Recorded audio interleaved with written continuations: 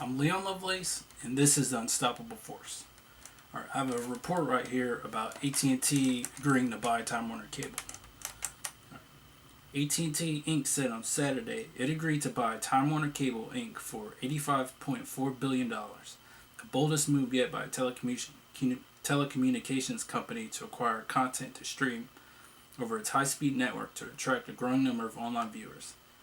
The biggest deal in the world this year will, if approved by regulators, give AT&T control of cable TV channels, HBO, CNN, film studio, Warner Brothers, and other coveted media assets. The tie-up will likely face intense scrutiny by U.S. antitrust enforcers worried that AT&T might try to limit the distribution of Time Warner material. AT&T will pay $107.50 per Time Warner share in a combination of cash and stock, worth $85.4 billion overall, according to a company statement. AT&T said it expected to close the deal by the end of 2017. I'll skip a little bit of this. Okay, several U.S. lawmakers were already worried about cable company Comcast Corp's $30 billion acquisition of NBC Universal, creating an industry behemoth. They argued for close regulatory scrutiny of the AT&T deal. U.S. Republican presidential nominee Donald Trump, who had complained about media coverage of his campaign, said at a rally on Saturday he would block any AT&T Time Warner deal if he wins the November 8th election. It's too much concentration of power in the hands of too few, said Trump. That's actually one of the few things he is right about, is that AT&T is going to have too much power.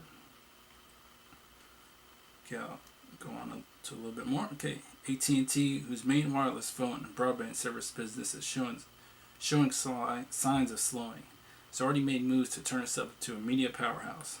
It bought satellite TV provider DirecTV last year for $48.5 billion. It had about 142 million North American wireless subscribers as of June 30th, and about 38 million video subscribers through DirecTV and its Uverse service. So the big reason why this is going to be a big problem is because AT&T is already one of the biggest corporations right now, because them, along with Sprint, Verizon, and T-Mobile, they have maybe 80% of consumers for wireless phone service.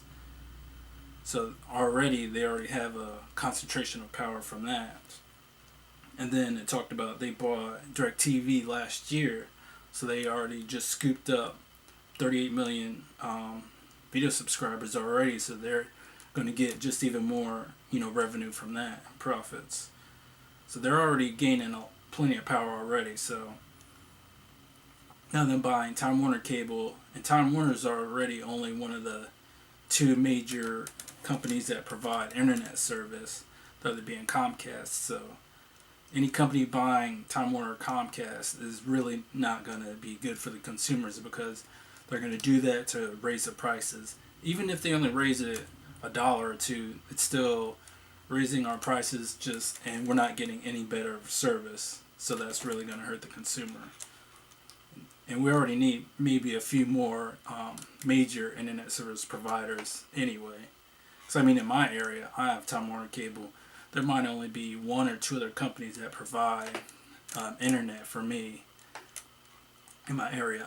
CenturyLink, maybe another company, I forget, but there's only two or three. So we really need more companies to provide us services, and more major companies too, not just a few big, huge corporations and then just a bunch of small companies. We need a few more major companies to really limit some of the power of these corporations.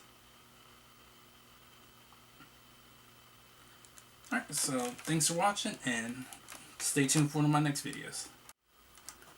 Also, this report is from Huffington Post, so I gotta give them credit because I didn't, find out the information myself. So just had to give Huffington Post